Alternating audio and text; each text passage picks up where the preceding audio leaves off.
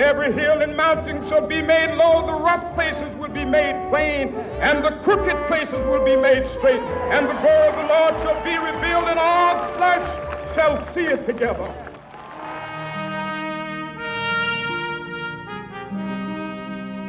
We have not even to risk the adventure alone, for the heroes of all time have gone before us. The labyrinth is thoroughly known. We have only to follow the thread of the hero path. And where we had thought to find an abomination, we shall find a god. And where we had thought to slay another, we shall slay ourselves. Where we had thought to travel outward, we shall come to the center of our own existence. And where we had thought to be alone, we shall be with all the world.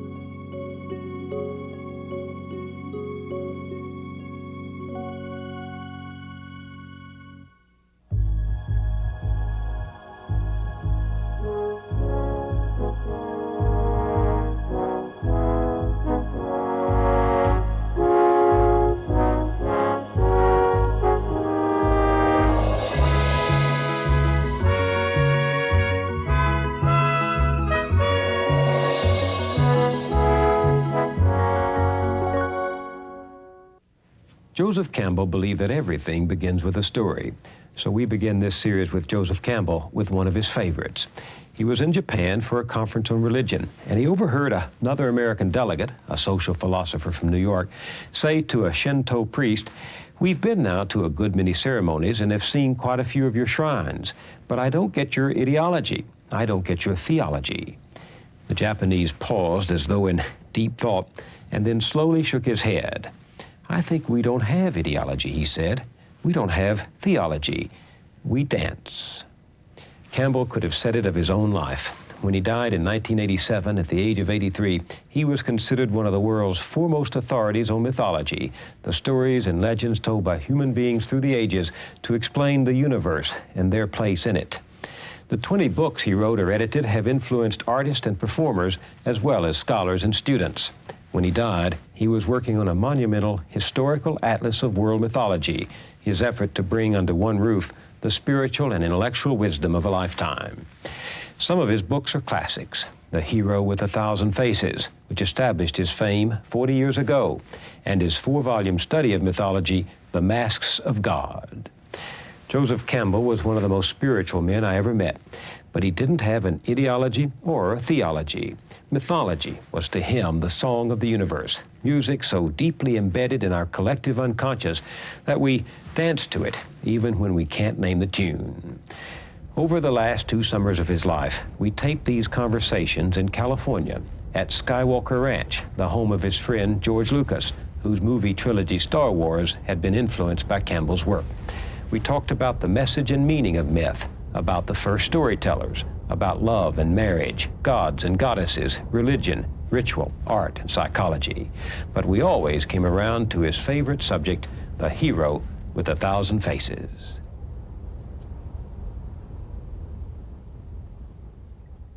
Why the hero with 1,000 faces? Well, because there is a certain typical hero sequence of actions which can be detected in stories from all over the world and from many, many periods of history. And I think it's essentially, you might say, the one deed done by many, many different people. Why are there so many stories of the hero or of heroes in mythology? Well, because that's what's worth writing about. I mean, even in popular novel writing, you see, the main character is a hero or a heroine. That is to say, someone who has found or achieved or done something beyond the normal range of achievement and experience.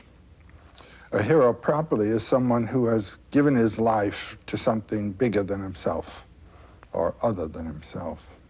So in all of these cultures, whatever the costume the hero might be wearing, what is the deed?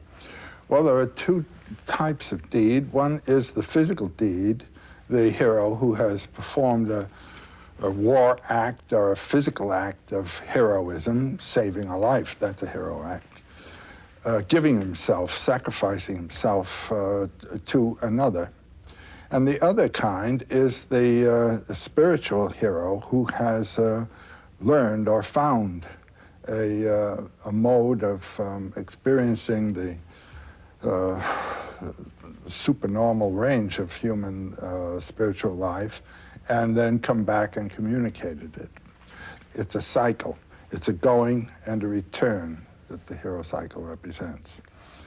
But then this can be seen also in the simple initiation ritual, where a child has to give up his childhood and become an adult, has to die, you might say, to its infantile personality and psyche, and come back as a self-responsible adult. It's a fundamental experience that everyone has to undergo. We're in our childhood for at least 14 years, and then to get out of that posture of dependency, psychological dependency, into one of psychological self-responsibility requires a death and resurrection. And that is the basic motif of the hero journey.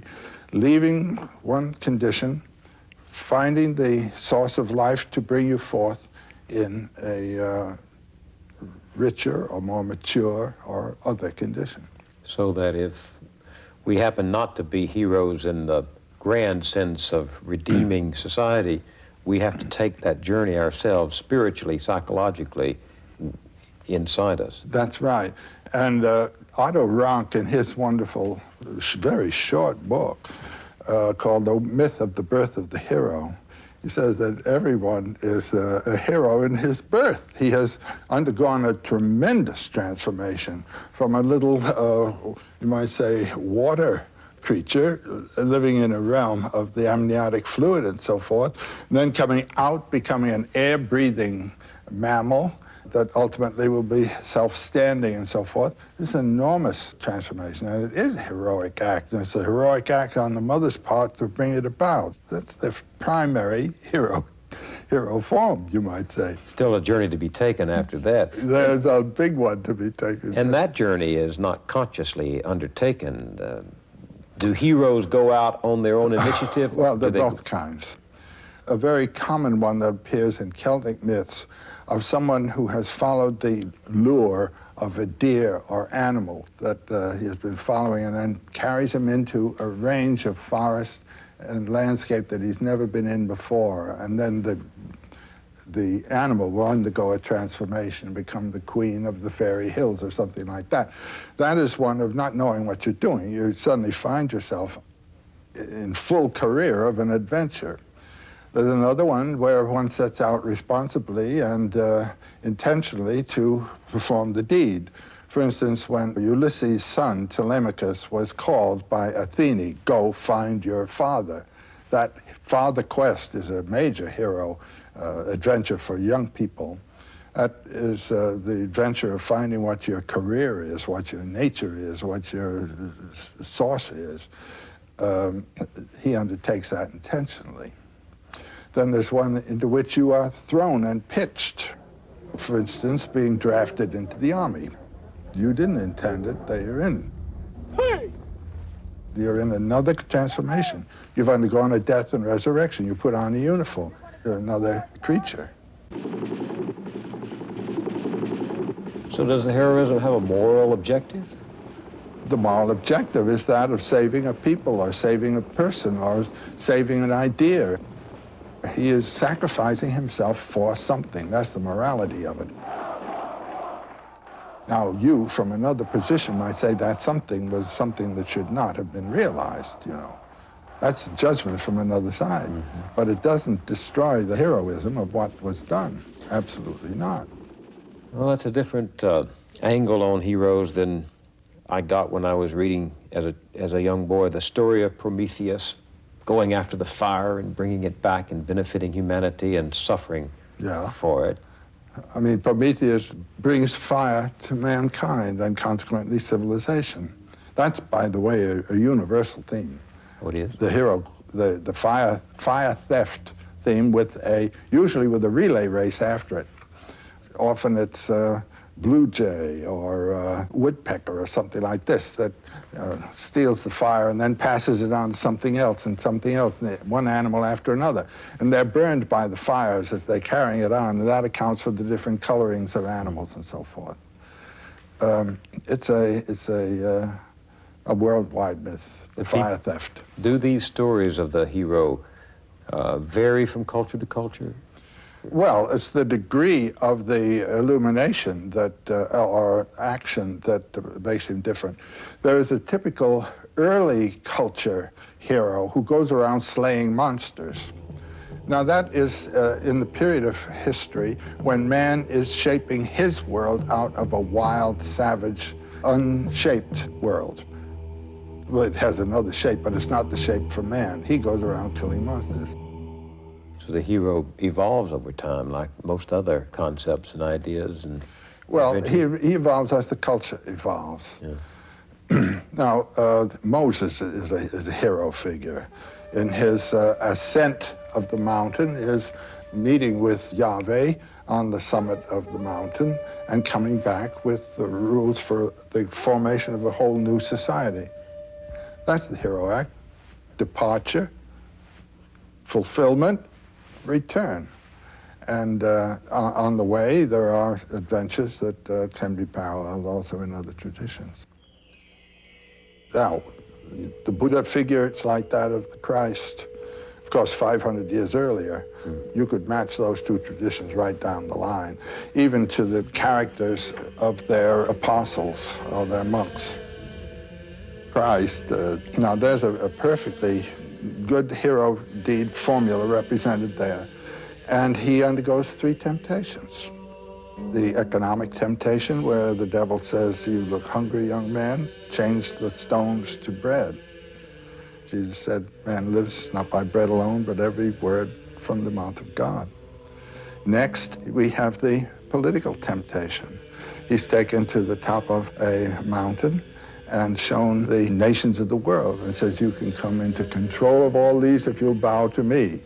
And then, no, you're so spiritual. Let's go up to the top of Herod's temple and see you cast yourself down, and God will bear you up and you won't even bruise your heel. So he says, "You shall not tempt the Lord your God."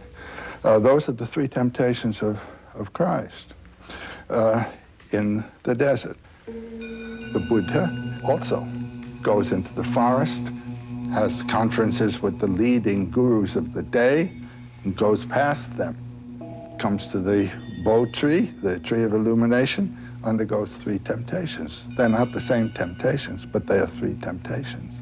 And one is that of lust, another is that of fear, and another is that of social duty, doing what you're told.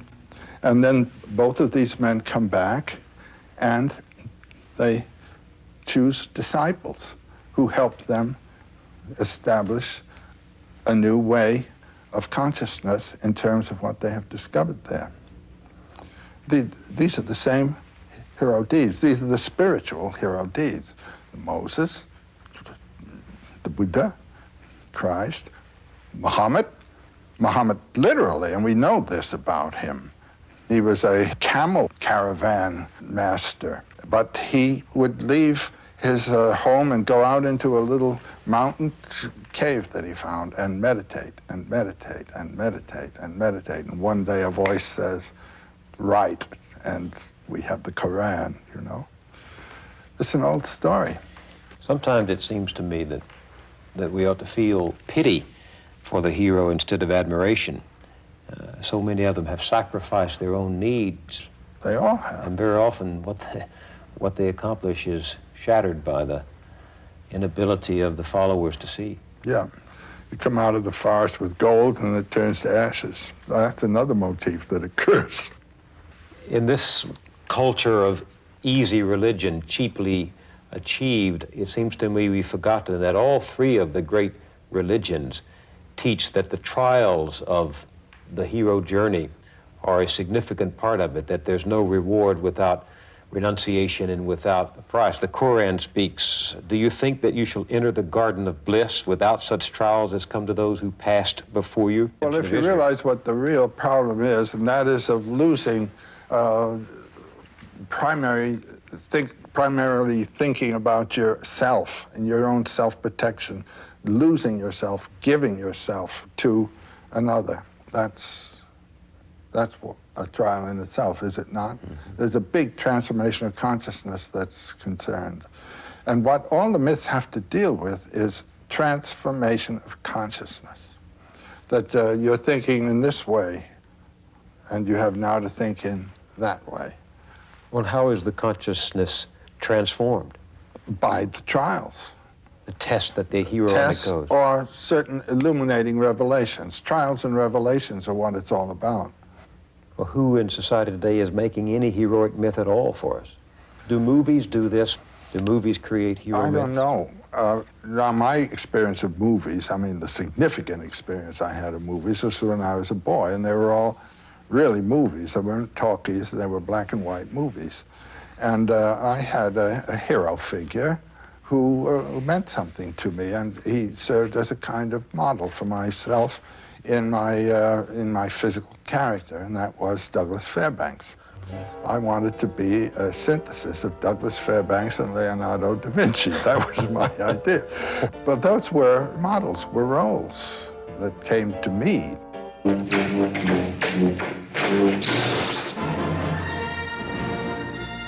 Does a movie like Star Wars fill some of that need for the spiritual adventure, for the hero? Oh, it's perfect. It does the cycle perfectly. It's not simple morality play.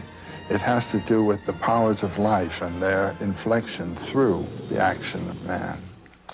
One of the wonderful things I think about this adventure into space is that the narrator, the artist, the one thinking up the story, is in a field that is not covered by our own knowledges, you know. There was much of the adventure in the old stories is where they go into regions that no one's been in before.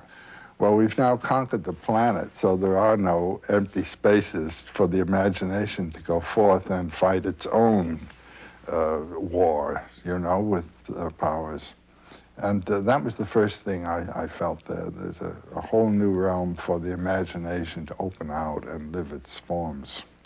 Do you, when you look at something like Star Wars, recognize some of the themes of the hero throughout mythology? Well, I think that George Lucas was using standard mythological figures. The old man as the advisor. Well, specifically, what he made me think of is the Japanese sword master. Remember, a Jedi can feel the Force flowing through him. I've known some of those people, and this man has a bit their character. Well, there's something mythological, too, isn't there, in the sense that the hero is helped by this stranger who shows up and gives him some instrument, a sword or a sheaf of light, shaft of light. He gives him not only a physical instrument, but a psychological commitment and a psychological center. This time, let go your conscious self and act on instinct. Well, he had him exercising with that strange weapon and then pulled the mask over. That's real Japanese stuff. I'll take them myself. When I took our two sons to see it, they did the same thing the audience did at that moment when the voice of Ben Kenobi says to Luke Skywalker in the climactic moment, Use the Force, Luke. Let go, Luke. The audience broke out into elation, into applause. Well, you see, this thing communicates. It is in a language that is talking to young people today, and that's marvelous.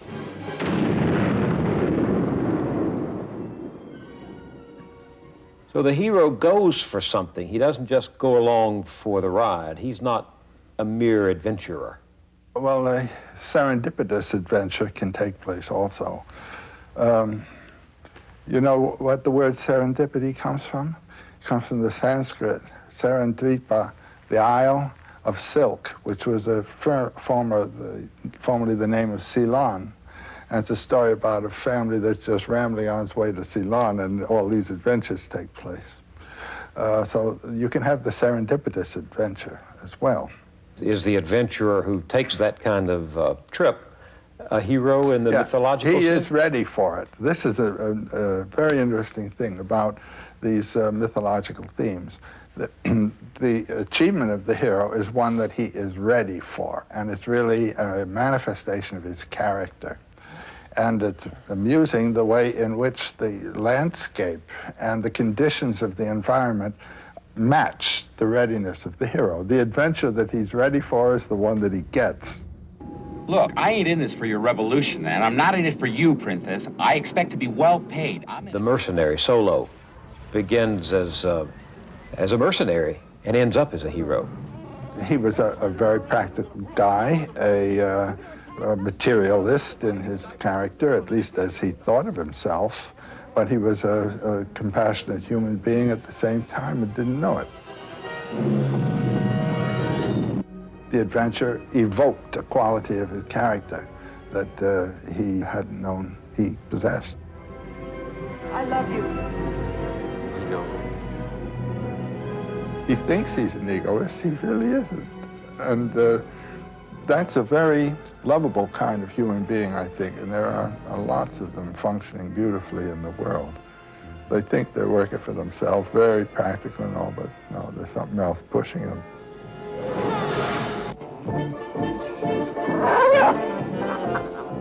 What did you think about the scene in the bar? That's my favorite, not only in this piece, but of many, many pieces I've ever seen. Well, where you are is on the edge. You're about to embark into the outlying spaces. And The real adventure of it. A real adventure. This is the jumping off place.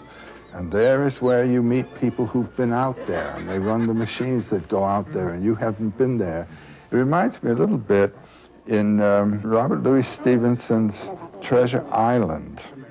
The atmosphere before you start off the adventure. You're in a seaport, and there's old salt seamen who've been on the sea, and that's their world, and these are the space people also.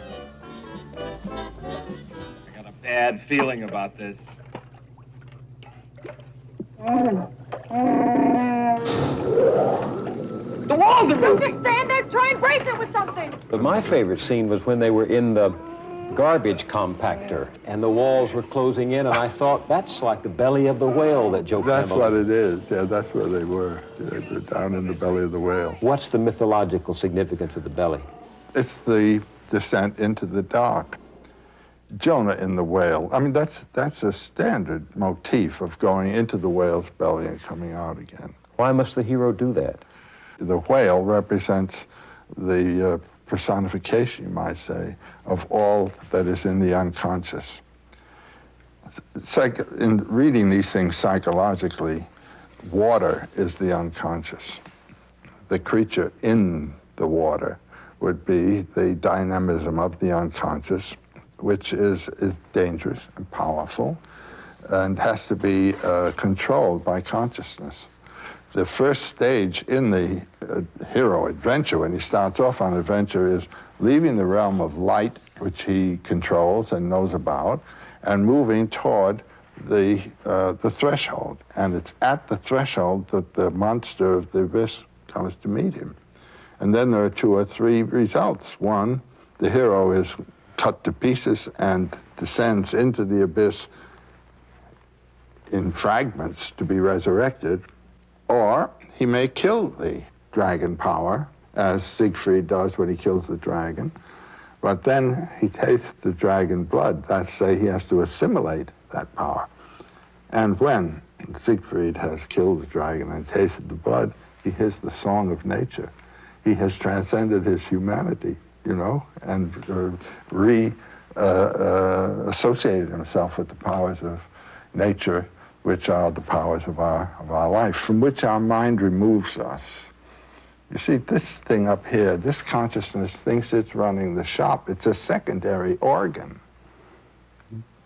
It's a secondary organ of a total human being, and it must not put itself in control. It must submit and serve the humanity of the body. Join me, and I will complete your training. When it does put itself in control, you get this father, the man who's gone over to the intellectual side. I'll never join you! If you only knew the power of the dark side. He isn't thinking or living in terms of humanity, he's living in terms of a system. And this is the threat to our lives. We all face it.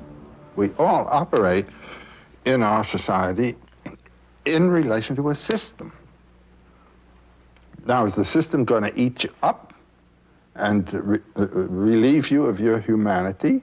Or are you going to be able to use the system to human purposes? Would the hero with 1,000 faces help us to answer that question about how to change the system so that we are not serving it? I don't think it would help you to change the system, but it would help you to live in the system as a human being. By doing what? Well, like Luke Skywalker, not going over, but resisting its impersonal claims. But I can hear someone out there in the audience saying, well, that's all well and good for the imagination of a George Lucas or for the scholarship of a Joseph Campbell, but that isn't what happens in my life. You bet it does. If the person doesn't listen to the demands of his own spiritual and heart life and insists on a certain program, you're going to have a schizophrenic crack-up.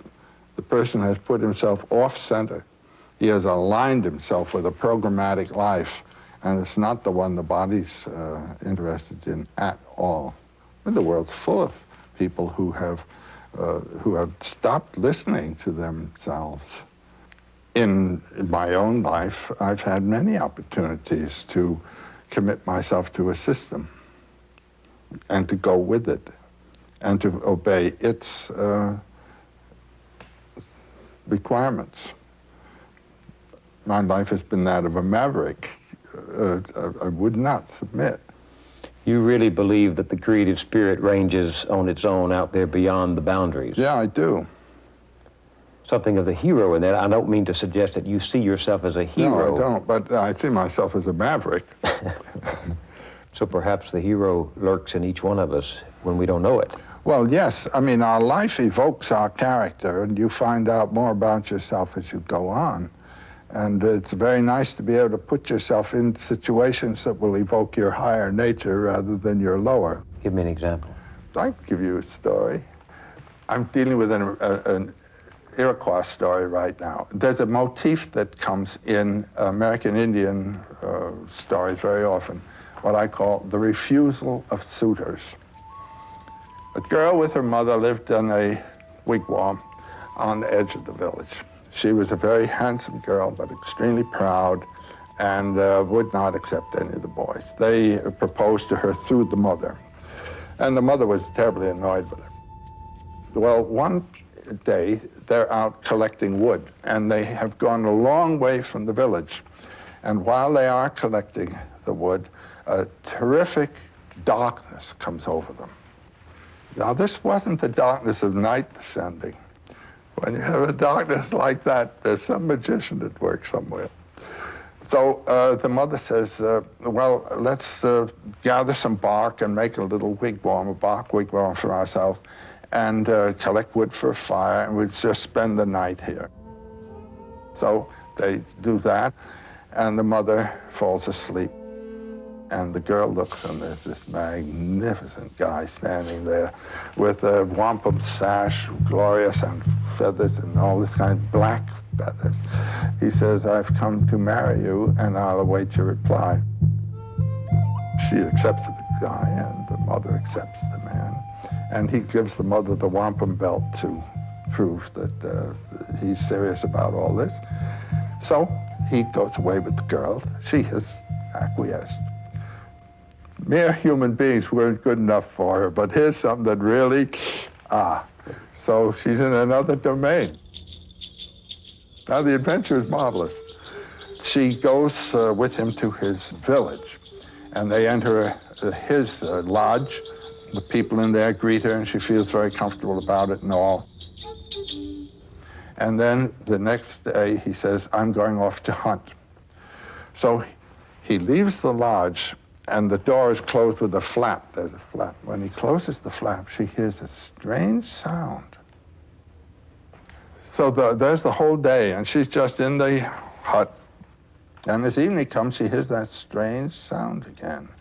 And the door flap is flung off, and in comes this prodigious serpent with his tongue darting, and he puts his head in her lap and says, now you must search my head for lice and things like that. And she finds all kinds of horrible things there and kills them all. And then he withdraws, and in a moment, after the gate door has been closed, it opens again, and in he comes, just the same beautiful young man again, and said, were you afraid of me when I came in just now? No, she said, she wasn't at all afraid. Next day, he goes off to hunt. And then she leaves the lodge to gather wood. And the first thing she sees is an enormous serpent basking on the rocks. And then another, and then another. Then she begins to feel very badly, very homesick and discouraged. Then the evening, the serpent, and then the man again. The third day, when he leaves, she decides she's going to try to get out of this place. So she goes out, and she's standing in the woods thinking, and a voice speaks to her, and she turns, and there's a little old man there. And he says, darling, you are in trouble. The man that you've married is one of 7 brothers. They are great magicians. And like many people of this kind, their hearts are not in their bodies.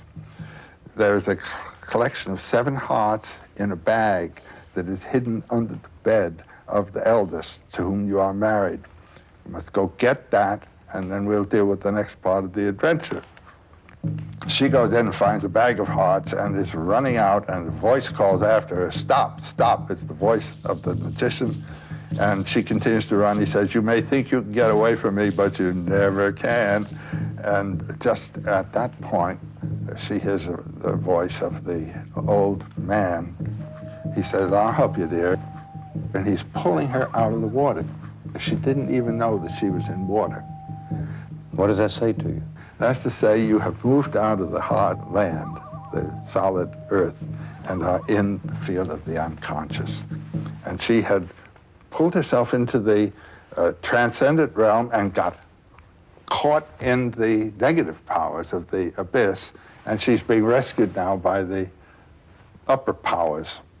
What you have done has been to elevate yourself out of the local field and put yourself in a field of higher power, higher danger. And are you going to be able to handle it?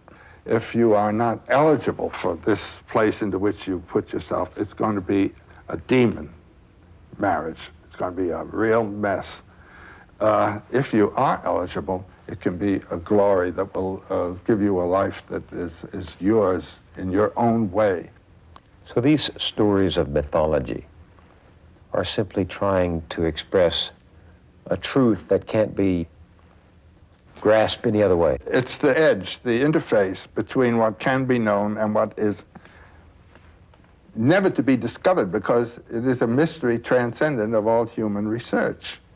The source of life. What is it? No one knows. Why are stories important for getting at that?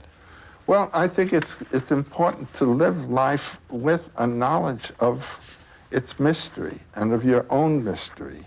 And it gives life a new zest, a new balance, a new harmony to do this. I mean, therapy and psychological therapy, when people find out what it is that's ticking in them, they get straightened out. And what is it that life is? I find thinking in mythological terms has helped people visibly. You can see it happen. How? What does it do? It erases anxieties. It puts them in accord with the inevitables of their life. and they can see the positive values of what are the negative aspects of what is positive. It's whether you're going to say no to the serpent or yes to the serpent. It's easy as that. No to the adventure? Yeah, the adventure of being alive, of living.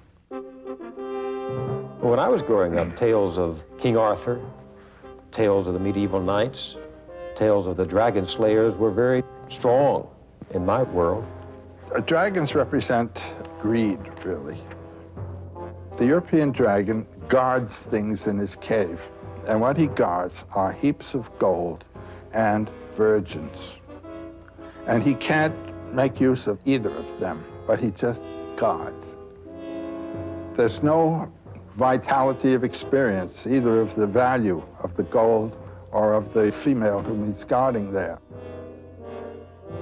Psychologically, the dragon is one's own binding of oneself to one's ego, and you're captured in your own dragon cage. And the problem of the psychiatrist is to break that dragon, open him up, so that you can have a larger field of relationships. Jung had a patient come to him who felt alone, and she drew a picture of herself as caught in the rocks. From the waist down, she was bound in rocks. And this was on a windy shore, and the wind blowing and her hair blowing, and all the gold, which is the sign of the vitality of life, was locked in the rocks. And the next picture that he had her draw had followed something he had said to her. Suddenly, a lightning flash hit the rocks, and the gold came pouring out. And then she found reflected on rocks round about the gold. And there was no more gold in the rocks. It was all available on the top. And in the conferences that followed, those patches of gold were identified. They were her friends. She wasn't alone. But she had locked herself in her own little room and life, but she had friends. Do you see what I'm meaning? This is killing the dragon. And you have fears and things. This is the dragon. That's exactly what that's all about. At least the European dragon. Chinese dragon is different. What is it? It represents the vitality of the swamps, and the dragon comes out beating his belly and saying, ha, ha, ha, ha, ha. You know, that's another kind of dragon. And he's the one that yields the bounty and the waters and all that kind of thing. He's the great, glorious thing. But this is the negative one that cuts down. So what you're saying is if there are not dragons out there, and there may not be... The real dragon is in you. And what is that real dragon? That's your ego holding you in. What's my ego? What I want, what I believe, what I can do, what I think I love, and all that. What I regard as the aim of my life and so forth. It might be too small. It might be that which pins you down. And if it's simply that of doing what the environment tells you to do, it certainly is pinning you down. And so the environment is your dragon as it reflects within yourself. How do I slay? How do you? Slay that dragon in me. What's the journey I have to make, you have to make, each of us has to make? You talk about something called the soul's high adventure.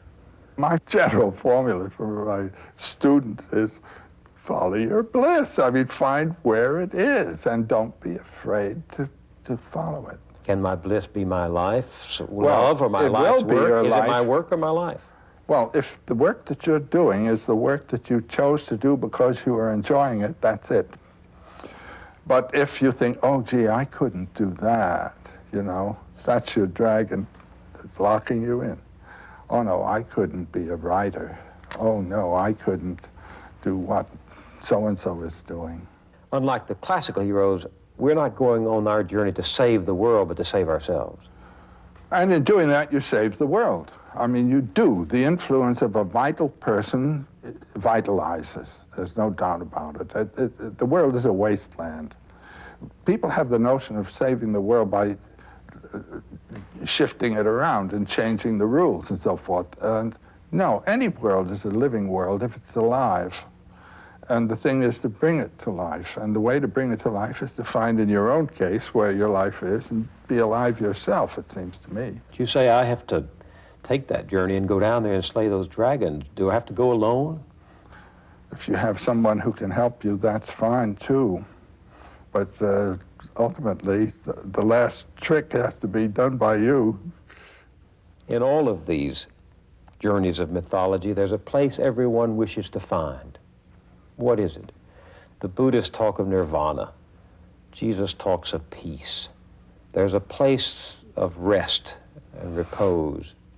Is that typical of the hero's journey? That there's a place to find? That's a place in yourself of rest. Now this I know a little bit about from athletics. The athlete who is in championship form has a quiet place in himself. And it's out of that his action comes. If he's all in the action field, he's not performing properly. There's a center out of which you act. And Jean, my wife, a dancer, tells me that in dance this is true too. There's the center that has to be known and held. There it's quite physically recognized by the person. But unless this center has been found, you're torn apart. Tension comes. Now, the Buddha's word is nirvana. Nirvana is a psychological state of mind. It's not a place like heaven. It's not something that's not here. It is here in the middle of the turmoil, what's called samsara, the whirlpool of life conditions. That nirvana is what?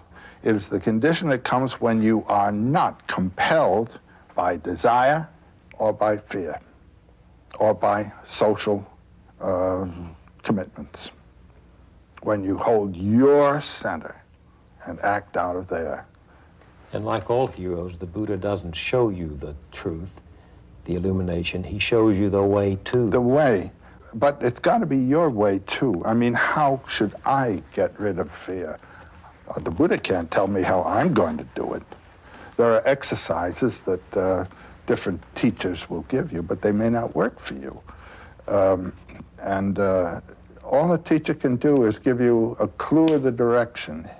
He's like a lighthouse that says there are rocks over here and steer clear. You talk a lot about consciousness. Yes.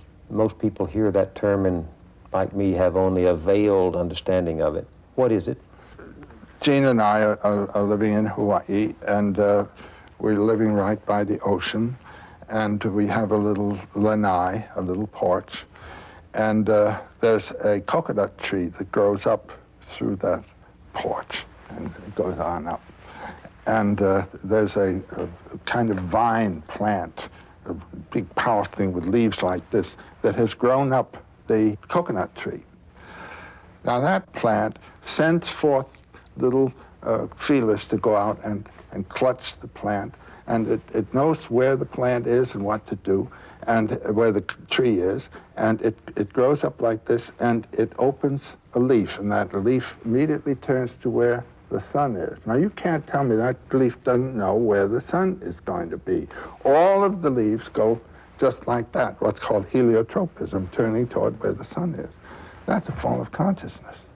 There is a plant consciousness. There is a animal consciousness. And we share all of these things. You eat certain foods and the bile knows whether there's something there for it to go to work on. I mean, this whole thing is consciousness. I begin to feel more and more that the whole world is conscious. Certainly the vegetable world is conscious. And when you live in the woods, as I did as a kid, you can see all these different consciousnesses relating to themselves. Scientists are beginning to talk quite openly about the Gaia principle, There you are, the whole planet as an organism. Mother Earth. And you see, if you will think of ourselves as coming out of the earth rather than as being thrown in here from somewhere else, you know, thrown out of the earth, we are the earth. We are the consciousness of the earth. These are the eyes of the earth. And this is the voice of the earth. What else? How do we raise our consciousness? Well, that's a matter of what you are disposed to think about. And that's what meditations are for. And all of life is a meditation, most of it unintentional. A lot of people spend most of it in meditating on where their money's coming from and where it's going to go, but that's a level of meditation. Or if you have a family to bring up, you're concerned for the family. These are all perfectly very important concerns, but they have to do with physical conditions mostly, and spiritual conditions of the children, of course. But how are you going to communicate spiritual consciousness to the children if you don't have it yourself? So how do you get that? Then you think about the myths. What the myths are for is to bring us into a level of consciousness that is spiritual. Just for example, I walk off 52nd Street and 5th Avenue into St. Patrick's Cathedral. I've left a very busy city and one of the most fiercely economically inspired cities on the planet. I walk into that cathedral and everything around me speaks of spiritual mystery. The mystery of the cross, what's that all about there? The stained glass windows which bring another atmosphere in. My consciousness has been brought up onto another level altogether. And I am on a different platform. And then I walk out, and I'm back in this one again. Now, can I hold something from that? Well, certain prayers or meditations that are associated with the whole context there. These are what are called mantras in India, little meditation themes that hold your consciousness on that level instead of letting it drop down here all the way. And then what you can finally do is recognize that this is simply a lower level of that.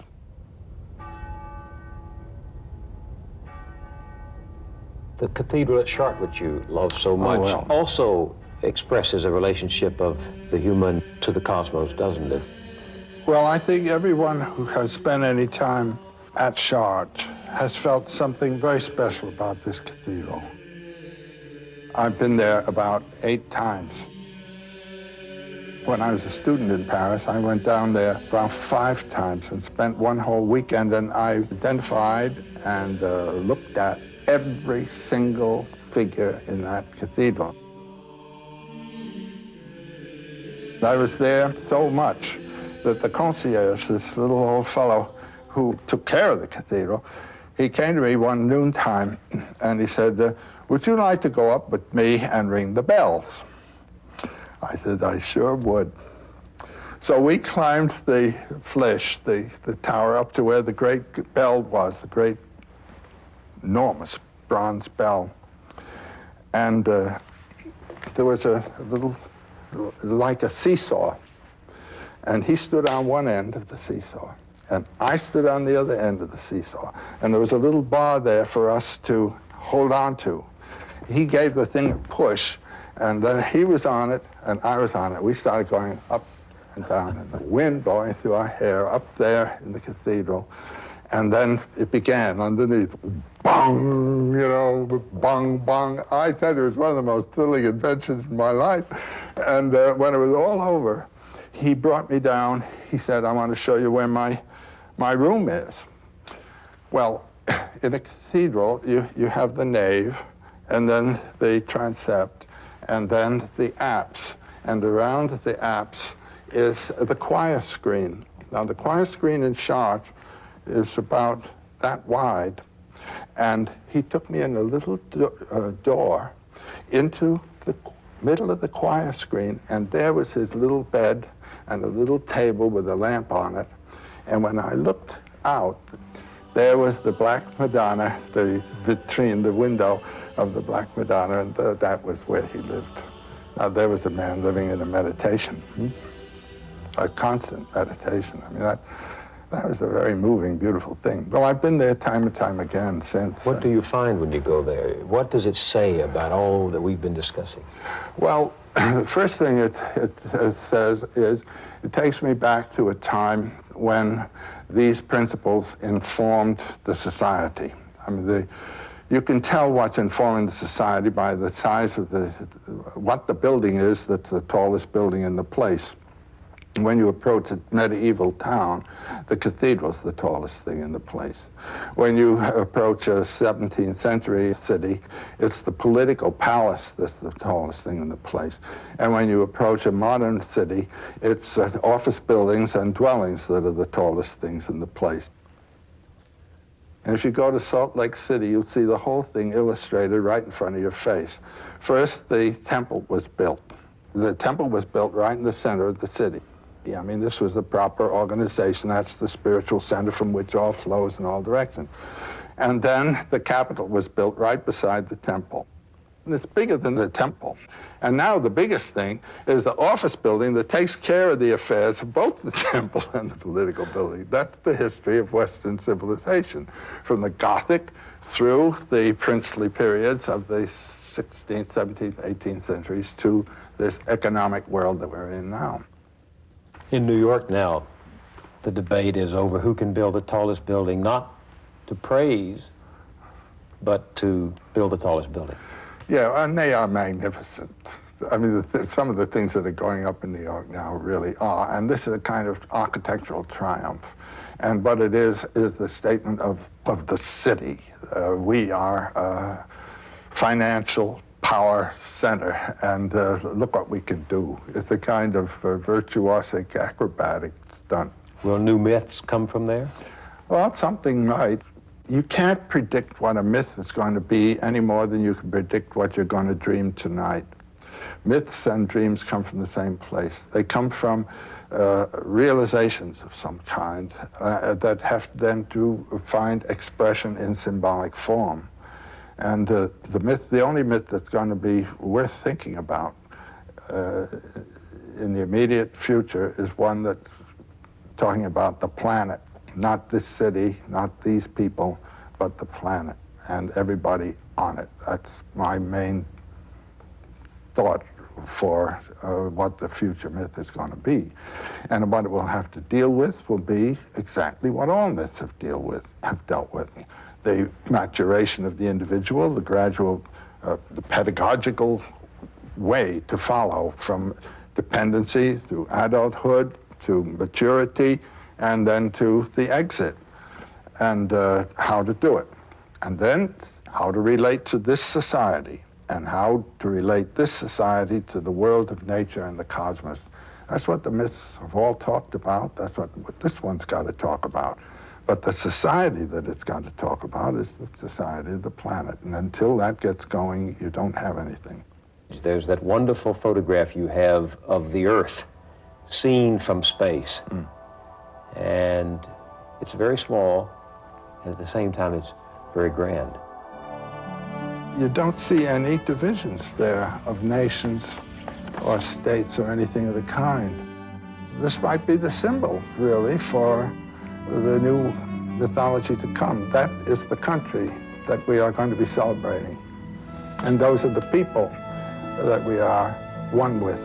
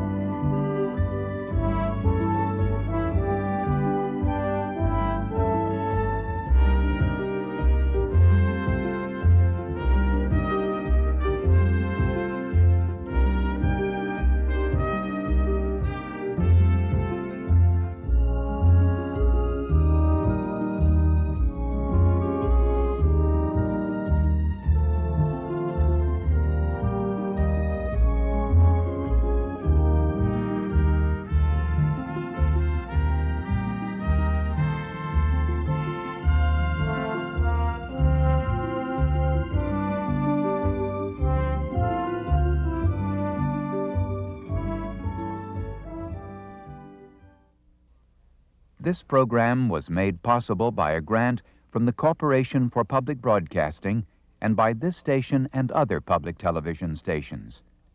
Additional funding was provided by the John D. and Catherine T. MacArthur Foundation.